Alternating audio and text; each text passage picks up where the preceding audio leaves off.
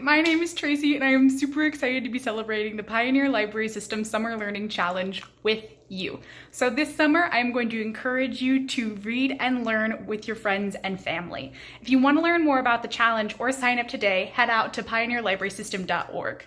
So what I'm going to be showing you how to do today is to make magical rainbow tie-dye window decorations, which I have right here behind me. They are super easy to make and only require 4 things: coffee filters, markers, a spray water bottle, and a hairdryer. They are so easy to make and so super fun, so let's get started. To begin, you may want to set out a piece of construction paper or newspaper to color on top of, just because things can get a little bit messy. Then you can lay out your coffee filter. The size doesn't matter, just any normal coffee filter you have in your cabinet will work. And then you can start coloring. I am not a super fast colorer. Is colorer a word? Oh well. I am not fast at coloring, so I sped up this part of the video in case you didn't want to spend your summer learning challenge watching your local librarian color for 6 minutes. 6 minutes is a short craft though, so you can knock a lot of these window decorations out in a little amount of time. Something to keep in mind when you're coloring is that you are going to spray water on these filters in order to get the tie-dye effect. And that is going to cause the colors to run, which means that if you put a lot of color on these filters, a lot of color is going to run. And if you put a little bit of color on these filters, only a little bit of color is going to run. But that makes this a good opportunity to experiment with what putting really thick amounts of marker on the filter would do, or only putting a little bit of marker on the filter would do. Also, you can notice that I am making a rainbow out of my filter, but you can use whatever colors or patterns you like on your filter. That's what I like about this craft. There is no specific way this is supposed to turn out. So, once you are done coloring, what you will do next is spray your filter with water.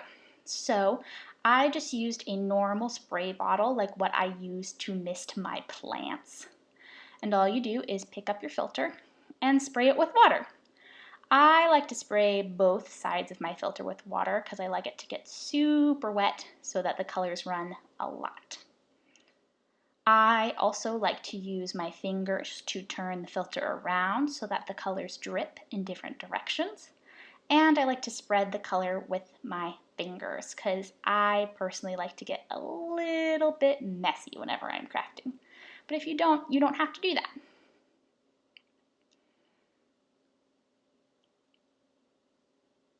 You can see that your hands will get a little messy though whenever you touch it, which is why it's good to have that construction paper down there.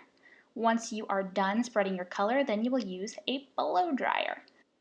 There's no reason you can't leave these window decorations to dry overnight. The blow dryer just lets you put them up basically as soon as you're done with the craft.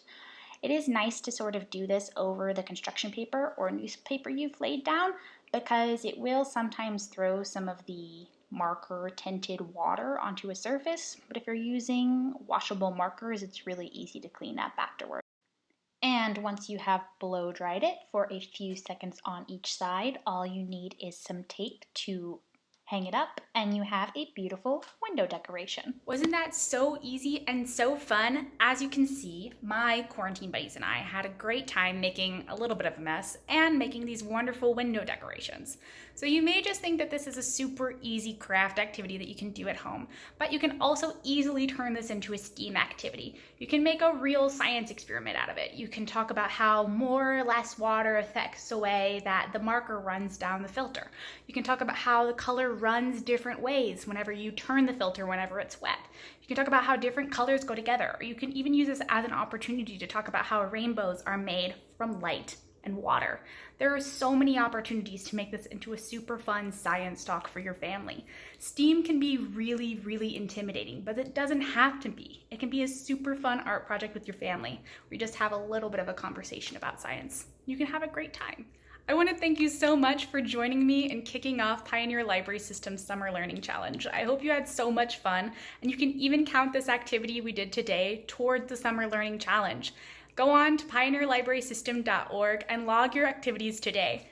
I hope you had a great time. I know I did, and I hope to see you this summer. Bye!